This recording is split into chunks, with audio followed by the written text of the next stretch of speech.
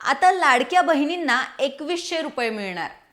विधानसभा निवडणुकीच्या तोंडावर राज्य सरकारने लाडकी बहीण योजना सुरू केली होती। ज्या कुटुंबाचं आर्थिक उत्पन्न हे 2.5 लाखांपेक्षा कमी आहे अशा कुटुंबातील महिलांसाठी ही योजना काढण्यात आली होती।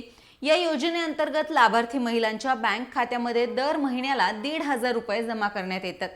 दरम्यान महायुतीचं सरकार पुन्हा सत्तेत आलं तर लाभार्थी महिलांच्या सन्मान निधीमध्ये वाढ करून 2100 रुपये करू असं आश्वासन सुद्धा त्यावेळी महायुतीच्या अनेक नेत्यांकडून देण्यात आलं होतं।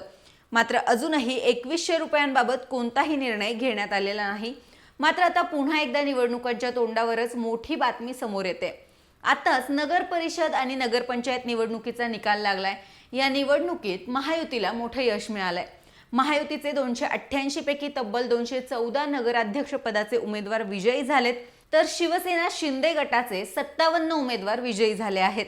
भाजप हा राज्यातील सर्वात मोठा पक्ष ठरला आहे आणि शिवसेना शिंदे गट हा दुसऱ्या क्रमांकाचा पक्ष ठरला आहे।